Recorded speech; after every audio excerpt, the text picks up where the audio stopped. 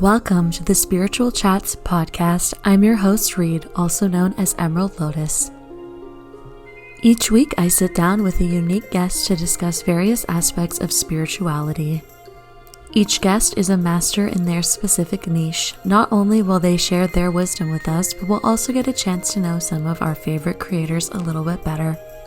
This week, I'm so excited to sit down with Hellenistic Astrologer Ellie, who shares how we can use astrology to better understand ourselves and the world around us. With so many users on TikTok, I'm constantly seeing astrologers who post Pop Astrology. Pop Astrology, also called popular astrology, is a very simplified, digestible, and ultimately an oversimplification of astrology. This is like reading your horoscope in the newspaper or only knowing a very surface level aspect of astrology, like determining whether you're romantically compatible with someone based solely on your sun sign, saying things like, "Oh, I could never date him, he's a Gemini." With the rise of spirituality and the popularization of witchcraft and tarot cards and wellness generally, of course, pop astrology seems more prominent than ever. People can gain tons of views and followers based solely on posting astrology as a form of entertainment, ignoring the fact that astrology is a sacred tool that has been used for over 3,000 years. Real astrologers spend countless hours poring over data, analyzing charts, learning about planetary alignment, transits, synastry, and so much more. When I found Ellie on TikTok, I was so pleased to see videos that actually explore deeper elements of astrology. Ellie is an amazing content creator who shares their wealth of knowledge online. And I have to say, as someone who has been interested in astrology for the past 10 years or so, Ellie has taught me more in their videos than I can say about most resources I've had. So Ellie, what is it like being a skilled astrologer in a world where pop astrologers are gaining all the views and praise? It is definitely a strange experience. I think one of the weirdest experiences I've had is that some of the bigger pop astrologers actually come to me. I have people with a following 4 times as large as mine tell me I've taught them about astrology and thanking me. And to me, I see that as hopeful because I have hope for the direction astrology is moving in. I think there's a lot more accessible traditional resources out there, and I love the idea of fun, accessible astrology. It is something that I try to create within myself and within my own practice. I think the problem with pop astrology is it doesn't have a fundamental backing. Pop astrology, like you've mentioned, it's kind of been around since they started putting horoscopes in newspapers. Online is just a new setting. This isn't anything new, and frankly, I grew up with pop astrology and it was like my first love. But my hope for pop astrology is that those who wish to create content in that way can learn to do so with a foundation of astrology, and then they can make funny, engaging content. And that's kind of how I like to practice. I make that kind of content. I sneak those little funny videos in, but I also try to underneath that sneak in an educational. And I use those more funny, accessible videos in order to gain followers who then see my other educational content.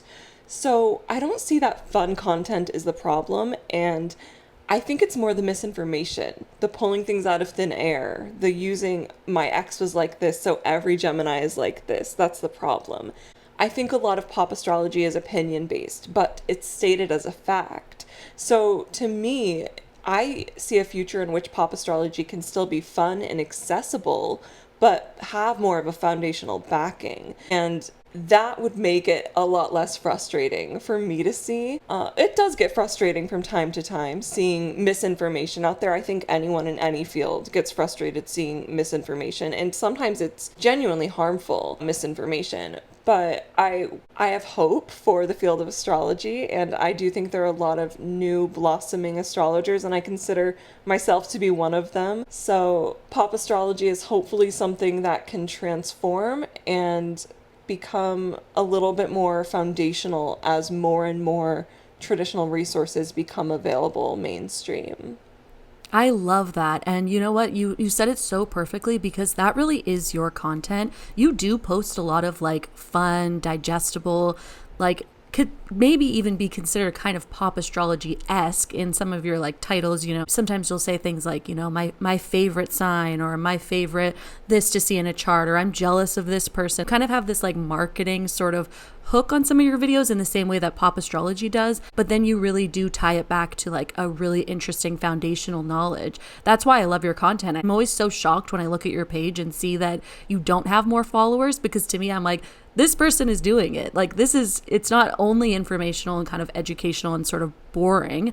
You really do make it so fun and engaging. And I love that you have this kind of hybrid in your content. Thank you. That's my goal. I do like to make it fun and accessible, because when I first started studying more of the traditional of astrology, it's obviously wonderful, and I'm so glad that I did, but it really can be so dry. So for people like me, like who have trouble reading long, boring texts, I like to read it for them and then make it a little more easy, digestible, and fun. I love that. And you definitely do. Like I said in the intro, I mean, I have learned so much from you, even just from short little snippets, which is just, it shows your knowledge and the way that you're able to share it, which is a very beautiful thing. And what's interesting about your content as well is you practice like a tropical astrology, correct? Yes, I practice tropical Hellenistic astrology.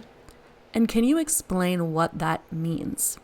Absolutely. So, Hellenistic astrology is basically the grandfather of Western astrology, and some sources even say it's like the foundation that spread into other forms of astrology as well, because there are many traditions of astrology. I think in mainstream, we mainly know about Western versus Vedic astrology. That seems to be the duality. However, there's Tibetan astrology, there's Jewish astrology, there are so many other different traditions. I practice Hellenistic astrology that was spread during the Hellenistic period around the Mediterranean base, Egypt, Greece, Rome, but began as Babylonian astrology. So I've always been really fascinated by astrology, but when I got serious and knew that I wanted to potentially become an astrologer, I knew I wanted ancient backing.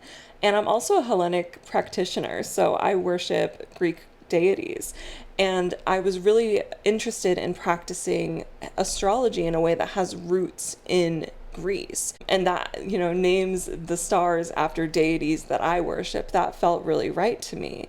So I kind of just dove into Hellenistic astrology with that. But as soon as I started studying, I was mind blown. And at first I was also very overwhelmed, because it's so much more deep and a very different practice than a lot of the astrology that's out there. But Hellenistic astrology is divination based. In the 60s, 70s, 80s, astrology was revamped on a large scale. And in order to stay away from like the satanic panic type of thing, they started making it more scientific and psychology based. And that's a lot of the modern astrology you see. That's why people are like, oh, this person's blank, this person's a bad person, Geminis are cheaters, Pisces are addicts. All of those like psychological things that they've applied to the signs come from the fact that they tried to turn something that was divination based psychological.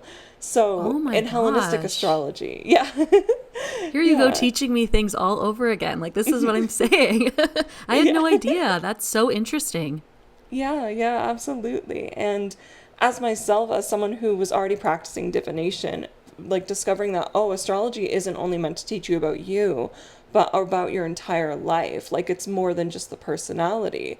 So that is really what kind of blew my mind. And I was like, okay, I think astrology is like really where I want to go as far as my divination practices, and I've really leaned into it. And so some of the differences between my practice and other like Western astrology practices is I don't use the 12-letter alphabet, which is where like Aries in the first house don't have a tie, Taurus in the second house, and so on and so forth. The signs and the houses each have their own meanings. I also use whole sign houses rather than Placidus, which basically just lines up the houses and signs. And I don't use the outer planets, Uranus, Neptune, or Pluto. I may occasionally use them, but not in the way that a lot of modern astrologers do. And there are some things that are still a little bit more modern about my practice, like I use asteroids occasionally. So I'm not 100% strictly traditional, but there are some differences between my practice and a lot of modern practices, and I've found that by shifting into my current practice, there's a lot more accuracy and depth in my work as well. So I am a fan of Hellenistic astrology, and I also think there's a middle ground where we can apply things that might be discovered more recently too. That makes perfect sense. And, I think a lot of people that are listening too will really resonate with what you're talking about, because I know a lot of my audience is very divination based. I am like a tarot lover and, divination lover for sure. And I know that a lot of people that listen are really interested in doing deity work as well. So knowing that it also connects to that, I think makes it quite accessible for people in a way that I think maybe people would have never really thought about astrology. I know I didn't think about astrology in terms of connecting it with deities when I first started in any. Absolutely. Like, I connect with a lot of Hellenic polytheists as well. And one of them, I sat down and we did a little reading exchange. And she was really fascinated because I could see the deities that she worked with in her chart. Because there are certain things in the chart that, of course, the 7 traditional planets all relate to deities, but there are other little things that relate to other deities, even minor deities. So it is one of the things that I do that I think is a fun intersection of like both sides of my practice, where I can help people, know which gods to maybe reach out to or which they might have more of a connection to based on their chart. I love that. That's so cool. And I resonate with it so much because when I have a sleeve, like a tattoo sleeve. And when I first got it, I got like the entire sleeve is Aphrodite. I got it when I was like 19 years old. I didn't know why. I was just like, I love her. She's so cool. So I got an entire sleeve of like her head and her body on my arm. And only like recently, I really learned that I have a Taurus rising ruled by Venus. And I started seeing like, oh, this is kind of strange that I felt such an innate connection to someone who is potentially like, one of my chart rulers or someone who is very prominent in my chart. Yeah. That is so fascinating because there were even some Hellenistic like astral magic techniques that saw the ruler of the rising sign, which would be Aphrodite in this case, as like a protector, a spirit protector. So it's really fascinating that you've already kind of realized that connection. I had no idea. It's so strange how things like that can unfold. One thing that I learned about from you on TikTok is the concept of a day and night chart, which I had never heard about before. I had to like look into. I'm like, what is this? Like, and I feel like it adds so much to understanding my birth chart. So for the listeners, can you kind of explain what is the day-night chart, how they can figure this out in their own birth chart? This is definitely like one of the first things I was taught in my studies. It's so foundational and important to understanding the rest of your chart. So I always find it interesting that it wasn't taught widely because I had never heard of it until I really sat down for my Hellenistic Astrology course studies. It's called SECT, SECT. Yep. SECT means whether you have a day or night chart, which is determined by whether the sun is above or below the horizon. So you determine it by looking at the position of the sun in your chart as a wheel. And then if it's above and below that ascendant descendant line, it's a day chart. Otherwise, it's a night chart. And even by 1 degree, so some people are of course born at sunset, sunrise, but if it's 1 degree above or below, that indicates the sect. Sect matters a lot because certain planets are happier in the daytime and certain planets are happier in the nighttime. So with sect, you can learn which planets are like the main characters in your chart, I like to say. Like in a day chart, the sun is considered to be the sect leader, the ruler. Mars is considered to be the antagonist, and Jupiter is like the helpful friend. And in a night chart, it's the reverse. The moon is the sect leader, Saturn is the antagonist, and Venus is the helpful friend. But that also means that in the night chart, Mars is more helpful, Mars is more beneficial, and in Saturn, also more beneficial in the day chart. So the reason this information is so important is because it comes down to making sure you're looking at the right things in your chart. Like, when I first started studying astrology, I was so afraid of my Saturn placement because I have Saturn in the 7th house. And the first thing you learn if you Google that, which of course I was back in the day, is don't get married before 30. And I was terrified of that because I read that at I think maybe 25 and I got married at 22. So I was like, well, too late for that. But then I learned after studying astrology more deeply, that I actually have, of course, a day chart, and I have a very dignified Saturn. Saturn is the strongest planet in my chart. So through studying, I actually learned Saturn is one of the greatest assets. When Saturn's well placed in a day chart, it represents longevity. It represents dedication, commitment. And so I can use that Saturn energy appropriately in my life without being terrified of it, even in my house of marriage. And that blanket information would have said the opposite. So I still have difficult things in my chart. Mars is the antagonist in my chart, but I learned so much through studying my Saturn placement. So I could realize that the advice out there wasn't for me. It was perhaps for someone with a night chart. And sect really is the huge difference there. So that's why these little things that we don't think about in modern astrology can really make all the difference. Wow, yeah, that's incredible, because I mean, it's shifting your entire chart. Like, it's shifting your entire understanding of what certain placements mean. And I think that this is also a really good point as well about, like, I understand, like, now we have Google and we can all kind of look up our charts, but there really is something to be said about seeing a professional and someone who has actually studied this type of thing, like yourself. Because I mean, if I'm reading a chart, I don't know this day, night, which planets are benevolent and I don't know these things, because it's not what I study. So it also just like plays into the importance of having teachers and people that we can connect with who are skilled in what they do. And I feel like that is very much you, and I'm very appreciative that you're willing to kind of share this information with people and educate people so that they can look into it on their own. Absolutely. The education is one of my favorite things, and I think there's so much value in having astrologers and teachers. Like, one of the things I say is astrologers have astrologers. Like, I do consider myself to have a great understanding of my chart at this point, because when you're first learning, you use your chart as the example. But I still have trusted astrologers I go to once a year, twice a year, for my own advice, because it's so important to get that outside perspective. Sometimes we can be so close emotionally to a lot of the things in our life and in our chart. And so having that detached perspective can be super helpful. But also, there's always going to be someone who knows more than you. And to some people, I think that's a daunting thing. But to me, that's exciting, because that means there's always someone new for me to learn from. No, I totally resonate with that, and I completely agree. I mean, as someone that's been doing divination readings for decades now, I still have people that I see. I still have spiritual teachers, and yeah, I totally agree. There's always someone you can learn from. And there's even people you can learn from who aren't even as skilled as you. Like, we can learn from each other in so many ways, because there's just so much to learn, especially about something like astrology, where, I mean, like you said, there's astrology from all these different cultures, all these different time periods. I mean, it's insane how vast it is. Absolutely. So for people who at home who want to kind of explore their birth chart a little bit more, is there any aspect of the birth chart that you see or hear from people where you feel like they're not focusing enough on, or they haven't explored, where you're like, I feel like more people should know about this? A lot of modern astrology talks about the big three, sun, moon, and rising. But in my practice, I think we should completely throw that away, because that's like a controversial take. It is. It's very controversial, and it's become more true to me like the longer I've studied, because I think there are more important things to talk about. So if I'm like teaching someone and I'm like, learn this first, don't focus on the rest of your chart, just learn this.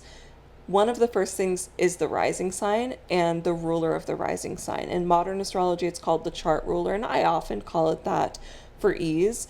In Hellenistic astrology, it's called the ruler of the ascendant. And these are the most important, especially if you want more of the personality, psychological based astrology, because this is you in the chart. This is the only thing that solely represents you.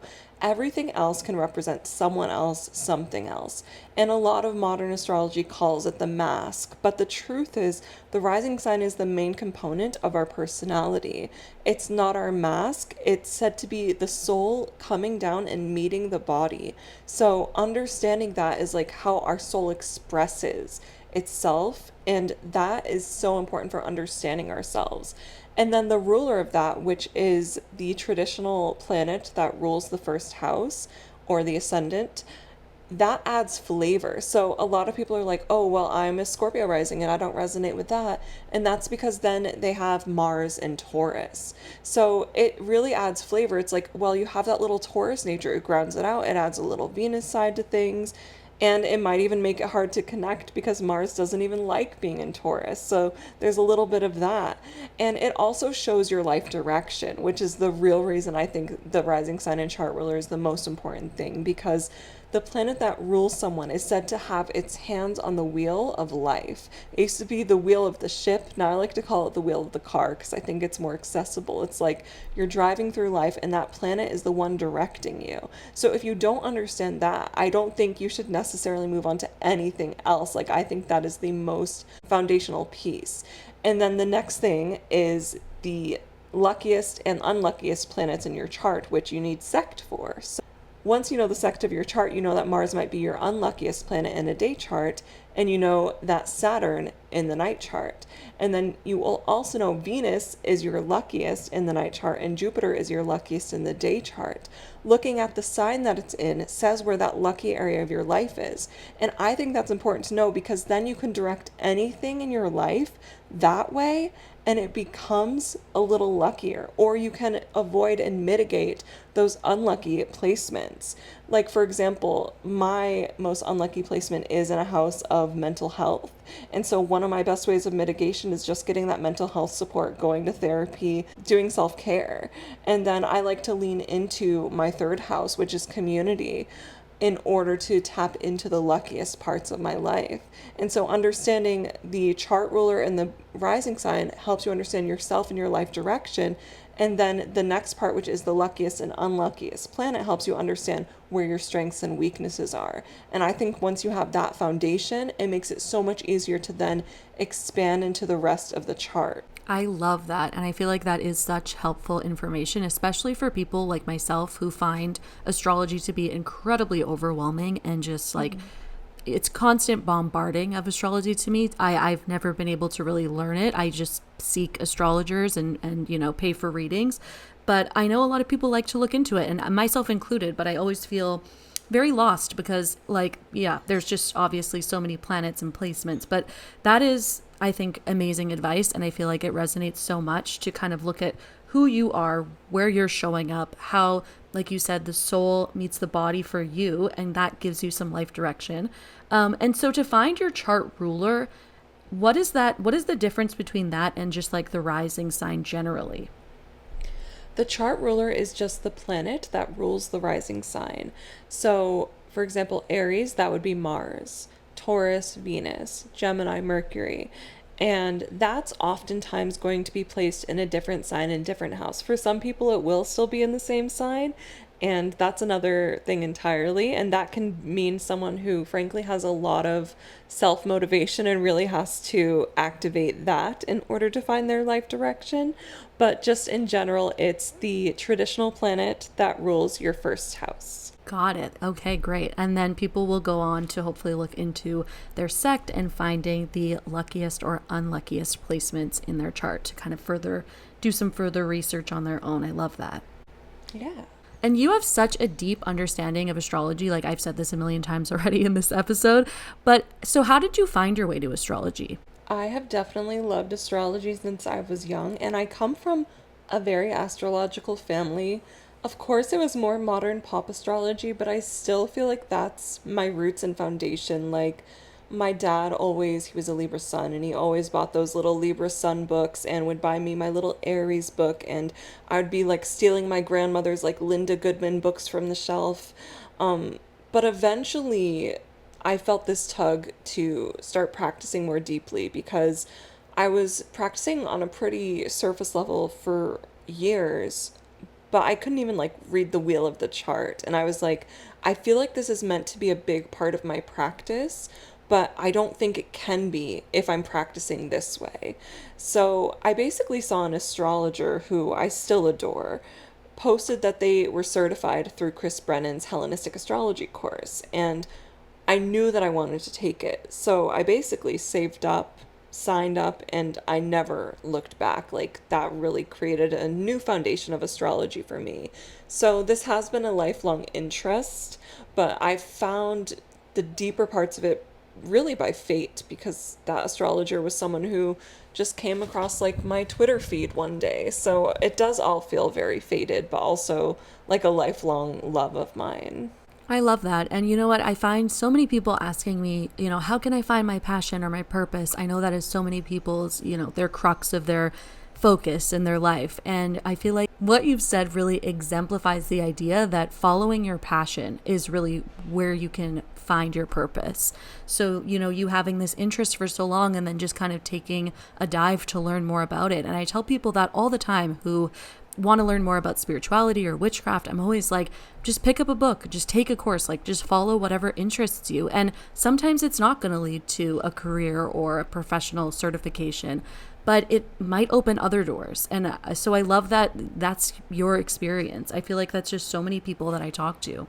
Absolutely. I totally agree. I think I talk to a lot of people too about career and such. Like, it's a big part of the readings that I do.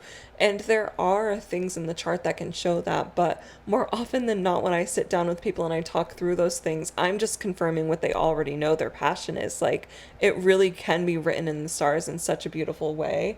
But your own gut instincts show that just as much sometimes. And speaking of following your gut and listening to your intuition, what prompted you to start posting on social media? Because I know it's not easy for people. I know a lot of people want to start posting, or, they feel like maybe they should be, or they have something they want to share or create, but they feel scared. It's very scary to put yourself out there on social media. Yeah, and it was it was back in 2017. It was on YouTube. I started on YouTube, and I started doing tarot readings, actually. I'd been practicing tarot for a few years at that point, and I was kind of going through a rough patch. And because I was in such that place of like going through such a rough patch, I was like doing little tarot readings for myself like daily, which I don't always recommend, but it's what I was doing. And I started recording them to like document, and I would just post it up on YouTube. And these videos were me sitting on a floor recording with like the webcam of my MacBook. They were not good, and they were just my personal readings. But for some reason, people started liking them. They started commenting, they started asking for their own readings, or like putting out requests for different pick a card readings. And that is how it started. And it was really fun. Like, it grew into something bigger than me through that. And because I started out just for me, I wasn't afraid of the audience at that point. That came a little later, but like all of the fears weren't there. And I think that's another reason it's so important to follow the fun, follow the like passion, because when you're just doing it for you because it's fun for you, it's so different. And like, I had periods of major anxiety about creating content. It came a little later, and I've had huge shifts in my content as well. But it is that those like early days where it was me on my MacBook sitting on my floor. That's like what brought me to where I am today. So even if I don't really like doing collective readings in the same way anymore, and even if I actually don't offer tarot at all right now, it still feels like where my roots are. Totally, yes. And I can resonate with that so much because that's exactly how I got started in a very similarly, at least. I was also learning tarot and doing daily readings in a very rough patch. But I actually made tarot spreads that I could use because I felt overwhelmed by learning tarot. And then by sharing my spreads, it just kind of started this whole trajectory of my career and my passions. And I feel like that's just so many people, right? It's like you're in a rough patch, or you're just like trying to express yourself in some way, in a way that feels good to you, and other people resonate with it. Yeah, I love that. Do other people, like, do your friends and family know that you are an astrologer? Yeah, they definitely do. And I've had even friends and family who I didn't tell about it find me. Like, I had a cousin. I am not close with most of my family, but this is a cousin I was really close with growing up, and one I still really respect. And out of nowhere, they reached out to me and said, "Hey, I just wanted to let you know your videos have really been helping me." And I was like, "What? Like, what are you doing here?" But yeah, people definitely know, and most people are pretty accepting. And there are the occasional people who come to me like, hey, can I have a tarot reading? Hey, can you tell me this about your astrology chart? Um, so I do think people are pretty accepting. It's always the people who seem less accepting and more confused are always people who don't know me. Like they're the people doing my hair and my nails who ask, what do you do for a living? But I think once people know me, my career just kind of makes sense. Totally, that makes sense for sure. Yes, it always is those strangers who are like, "You do what?" And you're like, "I don't want to get into this." Okay. Yeah, exactly. I love that. So, where do you live? I live in California. I was raised in Maine, so pretty much moved Oh. from other side of the country. Weather's a lot different here, but I have been here for about 10 years. Oh, wow. And so what brought you to California? I came here with my spouse, so we actually met like online long distance, and then I came here to be with her. Oh, I love that so much. Hmm. And you stayed there ever since. Do you think you'll stay in Yeah. California for a long time? Is that where your kind of your roots are now? Definitely. I don't think I would ever return to the East Coast. I haven't even returned to visit actually, because I'm not very close with my family. Um, but I miss the weather. I miss the fall weather, not the winter weather, very specifically. So Yes. I would definitely visit. And I have even considered like some of the more northern states on the West Coast. I think I would like to visit slash potentially maybe stay or even live there. But I really do love California for the most part. Yes, I get that. I lived in California for 2 years and just moved to Virginia last Mm. summer. So I did kind of the opposite move there. And yeah, I miss California as much as I Oh no. like the East Coast. I mean, California is just amazing. Yeah, it really is. Like, I don't love the heat and I miss the fall vibes, but I am in Central California right now, so we get a little of the fall vibe. When I was in like Southern California, I really, really missed it a lot. Yes, that makes sense. Especially as a witchy person, the fall Hmm. vibes are important. So important. No one understands. No, yeah, it's so real. And then you see people online that are doing like cute fall things, and you're like, ah, it's still summer Exactly. here. Exactly. I tried to go to a pumpkin patch here and I was just melting. I did the same thing when I lived in California. I was so upset. Everyone was Hmm. like sweating and getting suntanned at the Yeah. like pumpkin patch, and I'm like, this doesn't feel right. Exactly. It's not right, but we can still find those small moments. I want to get to the Q and Q segment, which is question after question, where we ask Ellie multiple questions about astrology and herself in a somewhat like rapid fire style, but more low key. Don't feel like you need to like actually rush. Hmm. So let's get into it. Are you ready, Ellie? I'm ready. Okay, so in the vein of popular astrology, what are your favorite and least favorite zodiac signs generally? Libra is my favorite, which is interesting because I don't even have many in my life. I had a best friend who was a Libra rising, but there's just something so I just love like all of the Libra stereotypes basically that people hate. I love. Like I love the charm. I don't even mind the superficiality. I just think they're so sweet. And I don't think they're superficial. I will fight for Libras. And cliche, but my least favorite is Scorpio, and it's not even their fault. They are a little intense for me. I've I really have grown to love all of the signs, but if I have to pick a least favorite, it's still going to be Scorpio. Ooh, brutal. Also, the Libra thing for you though makes sense. I feel like your content gives me very Libra energy. Like you to me like look. I wouldn't have been surprised if you said you were a Libra rising. Oh, that's so interesting. And there are a lot of reasons as to why you think that, like based on astrology, like when we get into decans and bounds and all the degrees and everything. But I won't get too deep into that now. Got it. And so, what's a placement that you feel is very blessed? I think anything Pisces, like, of course, Pisces Mercury is always going to be difficult, but Pisces is a sign that's ruled by both benefic planets, aka both good doing planets, Venus and Jupiter. I think it gets a lot of it has a hugely bad reputation in pop astrology, but I think Pisces are blessed, favored by the gods. I know that's a little like blunt and it might make the other signs feel bad, and they shouldn't because all signs are beautiful, but I do just think anything Pisces, especially if you have Pisces Venus or Pisces Jupiter, but even like Pisces rising, that means you're ruled by Jupiter. Like there's just such beauty within Pisces energy.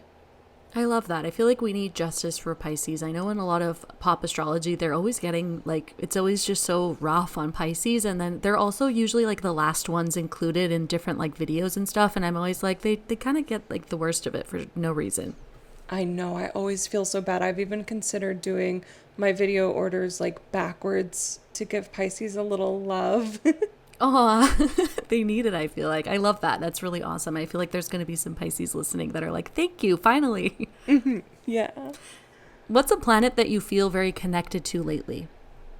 So Venus has always been the planet I adore and feel most connected to, but lately it's actually Mercury. Like I have been so connected to the mind and to writing lately, so I've been feeling very mercurial. Ooh, I love that. Very cool. Which god or goddess do you resonate with most? Yeah, that would definitely be Aphrodite. I have been an Aphrodite devotee for like 8 years or so, so it's always going to be her. She wouldn't even let me say anyone else. That does not surprise me with you at all. I think that's also why I get the Libra vibe from you, because I feel like you yourself are very Aphrodite coded. Your content, how you come across, for sure. I could see that. Thank you. That is a big compliment. What is something everyone should know about astrology? Your placements don't make you a good or bad person. Your actions do. I think that's one of the biggest things that just needs to sink into all the pop astrologers. Anyone can have any placement and be a good or bad person because your actions, your morals are what define you, not your sign. You tell them. That was like a mic drop moment. Thank you. And what are your favorite resources to learn more or keep up to date about astrology? If you want to learn more about traditional astrology, there's only one thing you have to do. Demetra George's books, Ancient Astrologies, volumes 1 and 2. I took courses, but I think if I read those 2 books, I might have skipped it because they taught almost everything in the course other than some very high level techniques. Chris Brennan's astrology podcast is also really wonderful, a free resource, and he also has an ancient astrology book as well. His book is he's my teacher, no offense, it is a little more dry than Demetra's work, so just keeping that in mind. I think Kira Ryberg is an astrologer who has great guidebooks, really beginner friendly, and always keep an eye out for new translations and ancient sources as well. And lastly, I do have an intro to Hellenistic astrology guidebook of my own, but those are my biggest recommendations for resources. Thank you so much for being here today and being so open and willing to chat. I think it's important to raise voices of people who are very skilled at their craft because honestly, you deserve it. And I see so many people that just don't get the recognition that they deserve. Thank you. I'm so happy to be here and connect with you. Oh, thank you. So where can our audience find you online? And is there anything that you'd like to plug about your offerings? Can people book readings with you? Are you taking clients? Absolutely. So if you go to ellieremo.com, you can see all of my services and offerings. I take one-on-one astrology readings written in Zoom call, and you can find me at Ellie Remotigue on TikTok and Twitter. Thank you so much to our special guest, Ellie, for being here. You can find out more about them, their services, and about this podcast at my new Instagram at Spiritual Chats Pod. Items talked about in this podcast will be linked there, and you can find out more information about upcoming episodes. Chat to you next week.